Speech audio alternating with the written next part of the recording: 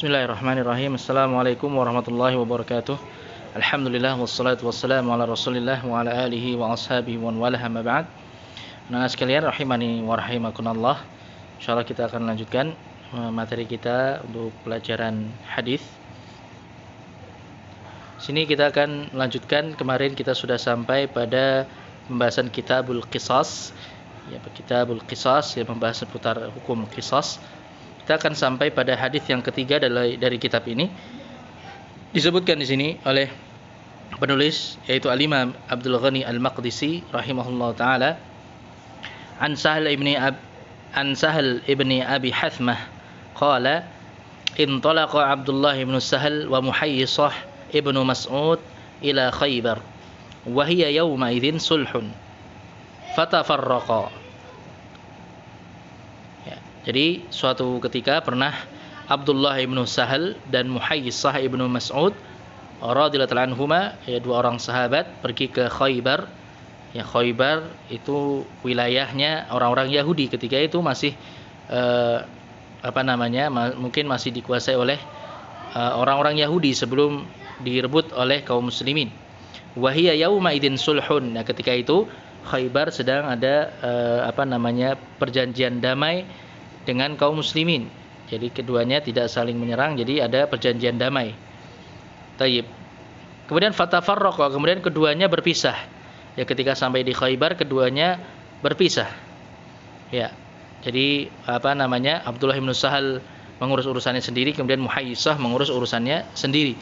Kemudian fa'ata Muhayyisah ila Abdullah bin Sahal. Kemudian Muhayyisah pun datang untuk mencari Abdullah bin Sahal, ingin bertemu kembali dengan Abdullah bin Sahal. Tetapi ternyata ketika itu Abdullah bin Sahal telah terbunuh. Ya, didapati oleh Muhayyisah Abdullah bin Sahal telah terbunuh. Ya, telah mati dalam keadaan terbunuh. Wa huwa yatasahhatu wa huwa yatashahhatu fi damihi qatilan. Ya, kemudian Muhayyisah pun berupaya mencari tahu siapa pembunuhnya ini. Ya, siapa yang telah membunuh Abdullah ibn Sahal. Thumma qadimal Madinata. Kemudian Muhayyisah pun kembali ke Madinah. Ya, kemudian Muhayyisah kembali ke Madinah. Fantalaqa Abdurrahman ibn Sahal. Kemudian fantalaqa Abdurrahman ibn Sahal wa Muhayyisah wa Huwayyisah ibn Mas'udin ila Nabi sallallahu alaihi wasallam. Kemudian ya, setelah Muhayyisah kembali ke Madinah, kemudian menceritakan kepada sahabat yang lainnya. Kemudian Abdurrahman ibn Sahal, ya, ini merupakan saudara dari Abdullah ibn Sahal yang terbunuh tadi. Kemudian Muhayyisah juga meminta bantuan kepada Huwayyisah ibnu Mas'ud yang juga merupakan saudara dari Muhayyisah ibnu Mas'ud. Jadi akhirnya kemudian ketiganya mendatangi Rasulullah sallallahu alaihi wasallam. Fadhahaba Abdurrahman yatakallam. Kemudian Abdurrahman ibnu Sahal, saudara dari Abdullah ibnu Sahal tadi, mulai berbicara, ya, menyampaikan perkaranya kepada Rasulullah sallallahu alaihi wasallam tentang terbunuhnya Abdullah ibnu Sahal tadi. Faqala an-nabiy sallallahu alaihi wasallam, kemudian Nabi Muhammad sallallahu alaihi wasallam mengatakan, kabbir wa huwa ahdathul qaum. Rasulullah mengatakan yang besar, yang lebih tua. Maksudnya Rasulullah menyuruh yang lebih tua yang menyampaikan perkaranya, yang berbicara. Karena ketika itu Abdurrahman ibnu Sahal itu dia yang paling muda dari ketiganya. Jadi yang paling muda antara dirinya Muhayyisah dan Huwayyisah ibnu Mas'ud. Ya, maka Rasulullah SAW menyuruh yang lebih tua yang berbicara, yang paling tua yang menyampaikan perkaranya. Kemudian fasakata fatakallama. Kemudian Rasulullah SAW pun Abdurrahman ibnu Sahal pun beliau diam. Kemudian baru disambung oleh Muhayyisah dan Huwayyisah yang lebih tua dari Abdurrahman ibnu Sahal, menyampaikan kepada Rasulullah SAW tentang peristiwa terbunuhnya Abdullah ibnu Sahal di Khaybar. Faqala, kemudian Rasulullah SAW menyampaikan kepada mereka, atahlifuna wa tastahiquna qatilakum aw sahibakum. Apakah kalian mau untuk bersumpah kemudian sehingga kalian berhak untuk menuntut ya menuntut pembunuhnya, ya menuntut dijatuhkan hukuman kepada pembunuhnya, tapi kalian harus bersumpah. Ya, maukah kalian bersumpah kemudian kalian berhak untuk menuntut pembunuhnya untuk dijatuhi hukuman? Qalu, kemudian mereka pun menjawab, wa kaifa nahlifu wa lam nashhad wa lam nara. Wahai Rasulullah, bagaimana kami bisa bersumpah? Bagaimana kami akan bersumpah sedangkan kami tidak menyaksikan dan tidak melihat, ya tidak melihat kejadiannya. Tahu-tahu ya ketika tadi Muhayyisah, dia tahu-tahu mendapati Abdullah ibnu Sahal telah terbunuh dan dia tidak tahu siapa yang membunuhnya, dia tidak melihat peristiwanya. Qala, maka Rasulullah SAW mengatakan, fatubri'ukum yahudu bi khamsina yaminan.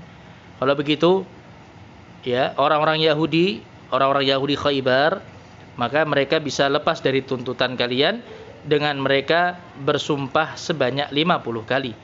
Ya, bersumpah sebanyak 50 kali. Ya, artinya maukah kemudian Rasulullah mengatakan, kalau begitu maukah kalian melepas tanggungan orang-orang Yahudi? Artinya apakah kalian rela orang-orang Yahudi lepas dari tanggungan mereka dengan mereka bersumpah sebanyak 50 kali, yang setelahnya kemudian mereka pun terlepas dari tuntutan, ya, terlepas dari tuntutan dan tidak dalam keadaan tidak diketahui siapa yang telah membunuh Abdullah ibnu Sahal. Qalu, maka kemudian ketiga sahabat tadi mengatakan, kaifa na'khudhu bi aimani qaumin kuffarin. Wahai Rasulullah, bagaimana kami bisa menerima persaksian atau menerima sumpahnya orang-orang kufar, ya orang-orang kufar yang mereka tidak beriman. Wahai Rasulullah SAW, bagaimana mungkin kami menerima sumpahnya orang-orang kufar, orang-orang kafir yang tentunya dimaklumi mereka itu bermudah-mudahan dalam hal sumpah, mereka bermudah-mudahan dalam berdusta dalam sumpahnya. Tayyib. Kemudian fa'aqalahu an-nabiyyu sallallahu alaihi wasallam min indihi, maka Rasulullah Nabi Muhammad sallallahu alaihi wasallam akhirnya beliau pun memahami hal tersebut dan beliau akhirnya membayarkan diat atas pembunuhan Abdullah ibnu Sahal dari beliau sendiri. Tayyib, maka Rasulullah SAW pun membayar diat, dari uang beliau sendiri, jadi membayarkan diatnya Abdullah ibnu Sahal ya dari sisi beliau sendiri, dari apa yang beliau miliki sendiri. Tayyib. Kemudian wa fi hadithi Hammad ibn Zaid, dan dalam riwayatnya Hammad ibn Zaid dikatakan faqala Rasulullah sallallahu alaihi wasallam, Rasulullah sallallahu alaihi wasallam kemudian bersabda, yuqsimu khamsuna minkum ala rajulin minhum fayudfa'u bi rummatihi, Tayyib. Qalu amrun lam nashhadhu wa kaifa nahlifu. Qalu fatubri'ukum yahudu bi aymani khamsina minhum. Qalu ya Rasulullah qaumun kuffar. Tayyib. Jadi di sini Rasulullah SAW intinya sama, menawarkan kepada Tayyib, kepada para sahabat tadi, kepada para sahabat tadi. Akan tetapi di sini Rasulullah menawarkan para sahabat tadi yang bersumpah sebanyak 50 kali ya tentang pembunuhan tersebut, siapa pembunuhnya. Ya, kalau memang mereka tahu siapa pembunuhnya, mereka bersumpah 50 kali yang kemudian dengannya mereka pun bisa menuntut pelakunya dijatuhi hukuman. Tayyib. Tapi kemudian mereka mengatakan ini perkara yang lam nashhadhu, kaifa nahlif, ini perkara yang kami tidak menyaksikannya. Maka bagaimana bisa kami kemudian bersumpah? Ya, bersumpah atas peristiwa tersebut padahal mereka tidak menyaksikannya secara langsung, maka mereka tidak tahu siapa pembunuhnya. Maka Rasulullah SAW pun mengatakan fatubri'ukum yahudu bi aiman khamsina minhum. Kalau begitu orang-orang Yahudi bisa lepas tuntutan dari mereka dengan mereka bersaksi atau bersumpah sebanyak 50 kali. Kemudian para sahabat tadi kembali mengatakan, ya Rasulullah qaumun kuffar, wahai Rasulullah mereka adalah orang-orang kufar, mereka adalah kaum yang tidak beriman, maka bagaimana mungkin diterima sumpah mereka. Tayyib. Maka ini para sahabat tadi menyatakan keberatan kepada Rasulullah SAW, maka akhirnya kemudian Rasulullah pun beliau rela, ya beliau mengalah untuk membayarkan diat atas pembunuhannya Abdullah ibnu Sahal. Kemudian fi hadithi Sa'id ibn Ubaid, fakariha Rasulullah sallallahu alaihi wasallam an yubtila damahu fawadahu bi mi'atin minal ibili min ibilis sadaqah. Ya, dalam riwayatnya Sa'id ibnu Ubaid, kemudian disebutkan di sini bahwasanya Rasulullah SAW tidak ingin untuk membiarkan pembunuhan ini, ya, membiarkan terbunuhnya Abdullah bin Sahal begitu saja. Ya, beliau tidak tega kemudian membiarkannya begitu saja, maka kemudian beliau pun membayarkan diatnya dengan 100 ekor unta dari sedekah, ya, dari unta sedekah. Tayyib. Maka itu tadi beberapa riwayat yang disebutkan terkait dengan hadis yang ketiga ini. Kemudian beberapa faedah yang bisa kita dapatkan dari pembahasan hadis ini. Yang pertama, jawazu iqa'us sulh baina ahli Islam, bolehnya mengadakan perdamaian antara sama kaum muslimin ataupun juga sama kaum muslimin dengan antara kaum muslimin dengan orang-orang kufar, mengadakan perdamaian. Tayyib. Kemudian jawazu dhihabi ba'dil muslimin ila diyaril kufri atau ila diyaril kufri allati bainaha wa baina ahli Islam musalahah mata kana hunaka hajah. Bolehnya kaum muslimin untuk pergi ke negeri-negeri kufar, ke negeri-negeri orang kafir ketika memang ada perjanjian damai antara kaum muslimin, antara kaum muslimin dengan orang-orang kafir atau negeri orang-orang kufar tersebut. Ya, ketika memang ada perjanjian damai antara keduanya, ketika memang ada hajat, ada kebutuhan untuk pergi ke negeri orang-orang kafir tersebut, ya, negeri kufar tersebut. Kemudian berikutnya, faedah berikutnya, masru'iyatu al-isra bidafnil mayyit, disyariatkan untuk menyegerakan untuk mengubur mayit, mengubur jenazah yang sudah meninggal. Sebagaimana tadi Muhayyisah segera menguburkan Abdullah bin Sahal ketika beliau mendapati Abdullah bin Sahal telah terbunuh. Tayyib. Kemudian masru'iyatu ijtima'i jama'atin li taqdimi da'wa wahidah. Ya, disyariatkannya beberapa orang itu berkumpul, ya, bersatu, kemudian mereka menyampaikan suatu permasalahan yang sama kepada pemimpin kaum muslimin, ya, kepada hakim, kepada pengadilan, kepada mahkamah untuk diselesaikan perkaranya. Ya, jadi boleh ketika memang mereka menuntut suatu perkara yang sama atau ingin mengajukan suatu permasalahan yang sama. Tayyib. Kemudian faedah yang berikutnya bisa kita sebutkan, al-jama'atu idza ja'u bi talabin wahidin wal masru'u fi dzalika an yakuna al-mutakallimu huwal kabir. Ya, ketika tadi beberapa orang datang untuk menuntut suatu permasalahan yang sama, maka yang disyariatkan adalah yang berbicara di antara mereka adalah yang paling tua, ya, yang paling tua usianya. Tayyib. Maka itu yang disyariatkan untuk menghormati yang lebih tua. Tayyib. Kemudian, ya, faedah lainnya yang bisa kita sebutkan, tidak semuanya kita sebutkan di sini, ya, untuk meringkas materi dan juga untuk menghemat waktu.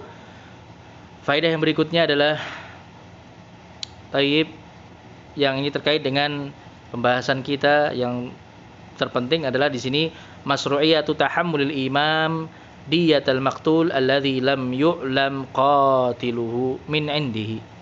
Tayyib, disyariatkannya atau diperbolehkannya seorang imam, pemimpin kaum muslimin, dia menanggung diat, ya, menanggung pembayaran diat seseorang yang dibunuh ketika tidak diketahui siapa pembunuhnya.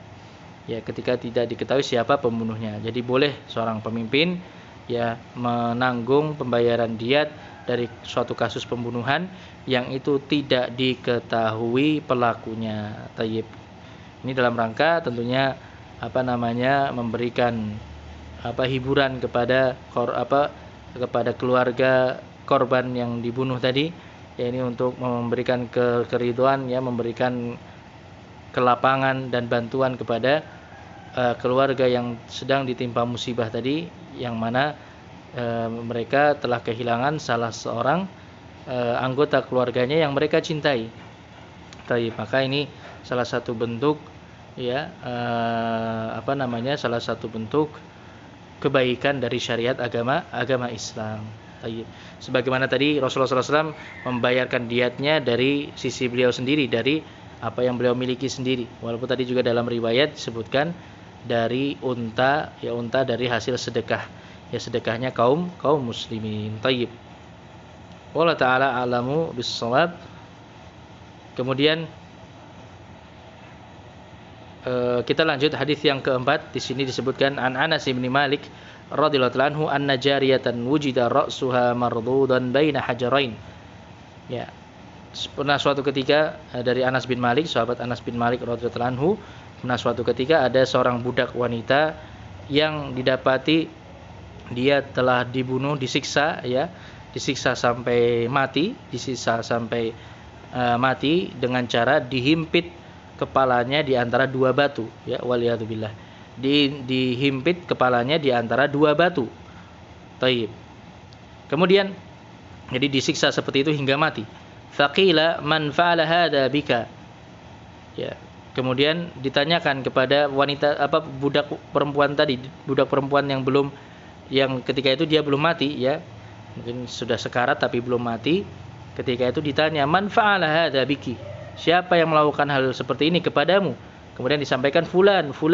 Ya, fulan. Ya, pelakunya fulan. Kemudian hatta dzukira yahudiyun, sampai disebutkan nama seorang Yahudi. Ternyata pelakunya adalah seorang Yahudi. Fa'au ma'at bi ra'siha. Kemudian wanita tersebut pun ketika sebelum matinya dia mengisyaratkan dengan kepalanya. Dia menunjukkan siapa pelakunya. Tayyib. Fa'ukhidal yahudiyyu fa'tarafa. Kemudian orang Yahudi tadi pun ditangkap, ya dibawa, kemudian ditanya, akhirnya dia pun mengaku. Fa'amara an-nabiyyu sallallahu alaihi wasallam an yuradda ra'suhu baina hajarain. Maka kemudian Rasulullah SAW pun memerintahkan orang Yahudi tadi juga dihukum, dia dihukum dengan cara ditegakkan qisas, ya dia dibunuh dengan cara yang sama sebagaimana dia membunuh budak wanita tadi, yaitu dengan cara dihimpit kepalanya di antara dua batu. Ya. Wallahul musta'an. Ya, ini perbuatan yang tidak berperi kemanusiaan yang dilakukan oleh orang Yahudi tadi. Akhirnya kemudian Rasulullah SAW pun memerintahkan agar orang Yahudi tersebut juga dibunuh dengan cara yang sama. Baik. Kemudian wali Muslimin wan Nasa'i an Anas, dan dalam riwayatnya Imam Muslim dan Imam An-Nasa'i dari sahabat Anas pula disebutkan anna Yahudiyan qatala jariyatan ala awdahin fa'aqadahu Rasulullah sallallahu alaihi wasallam biha. Ya, disebutkan bahwasanya seorang Yahudi telah membunuh seorang budak perempuan disebabkan budak perempuan tadi mengambil perhiasannya, ya mencuri perhiasan. Jadi mencuri perhiasan dari perak. Awdah itu sejenis perhiasan dari perak. Kemudian Rasulullah SAW pun akhirnya juga menegakkan hukum qisas, ya akhirnya beliau pun memerintahkan orang Yahudi tadi juga dibunuh dengan cara yang sama. Baik, dengan cara yang sama dengan cara yang sama ketika dia membunuh budak perempuan tadi. Baik. Maka itu hadis yang keempat. Maka beberapa faedah yang bisa kita ambil dari hadis ini. Yang pertama, al-qisas yathbutu bainar rajul wal mar'ah. Qisas, hukuman qisas itu tetap telah ditetapkan dalam syariat, walaupun itu antara laki-laki dan perempuan, ya antara laki-laki dan perempuan. Jadi yang dibunuh perempuan, yang pembunuhnya laki-laki, maka bisa ditegakkan qisas. Tapi begitu pula sebaliknya. Kemudian itsbatul qisas ala dzimmi idza qatala musliman.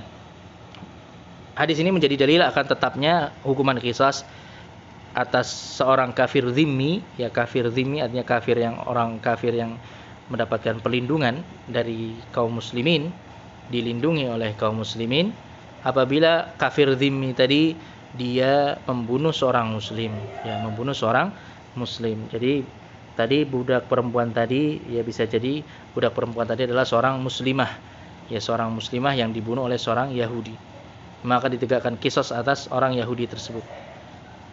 Kemudian faidah yang lainnya, tayyib, al-qisasu la yathbutu bi mujarradil qara'in bal la budda imma min bayyinatin aw min iqrarin. Maka hukuman qisas itu tidak bisa ditetapkan hanya sekedar dengan indikasi saja. Hanya dengan sekedar indikasi atau pertanda-pertanda atau hal-hal yang mengarah kepada terjadinya suatu perkara. Artinya ada bukti-bukti, bukan bukti, artinya ada indikasi, ya ada namanya petunjuk-petunjuk yang mengarah kepada terjadinya peristiwa tersebut. Akan tetapi hal ini tidak cukup. Ya, hal ini tidak cukup, maka hukuman qisas itu harus dibangun di atas imma min bayyinatin. Ya, kemungkinan pertama itu dengan adanya bukti yang jelas, bukti yang nyata, atau dengan adanya ikrar, pengakuan dari pelakunya. Ya, pengakuan dari pelakunya sebagaimana yang dilakukan oleh orang Yahudi tadi. Tayyib. Kemudian faedah yang berikutnya, masru'iyatu an yakuna al-qisas min jinsil fi'li alladhi qutila bih, wa hadha huwa ahadul aqwal fil mas'alah. Disyariatkannya untuk ditegakkannya qisas dengan cara yang sama yang dilakukan oleh pembunuhnya tadi, yang dilakukan oleh orang yang membunuh tersebut. Kalau dia membunuh dengan pedang, maka qisasnya juga dibunuh dengan pedang misalnya. Atau ketika tadi dibunuh dengan dihimpit kepalanya di antara dua batu, maka dia juga dihukum, diqisas dengan cara yang sama. Maka ini salah satu pendapat para ulama terkait dengan hukum qisas. Walaupun di sini disebutkan pendapat yang lainnya bahwasannya untuk hukum qisas itu dilaksanakan dengan pedang. Ya, jadi secara umum hukum qisas itu dilaksanakan atau dilakukan dengan dipenggal kepalanya dengan pedang. Walaupun dia membunuhnya dengan cara-cara yang bermacam-macam. Tayyib. Ini merupakan salah satu ini merupakan pendapat ulama yang lainnya. Intinya memang dalam hal ini terdapat perbedaan pendapat di antara para ulama. Yang jelas nanti terkait dengan hukuman qisas itu ketetapannya, ya keputusannya itu diserahkan kepada al-qadhi, kepada hakim yang memutuskan perkaranya di mahkamah. Tayyib. Ini anak-anak sekalian rahimani wa rahimakumullah, apa yang bisa kita pelajari pada halaqah hari ini terkait dengan tambahan dua hadis dari kitabul qisas. Mudah-mudahan bisa difahami dengan baik. Wallahu taala a'lamu bis-shawab. Alhamdulillahirabbil alamin. Wa sallallahu wasallam ala nabiyyina Muhammadin wa ala alihi wa ashabihi ajmain. Subhanakallahumma bihamdik asyhadu an la ilaha illa anta astaghfiruka wa atubu ilaik. Wassalamualaikum warahmatullahi wabarakatuh.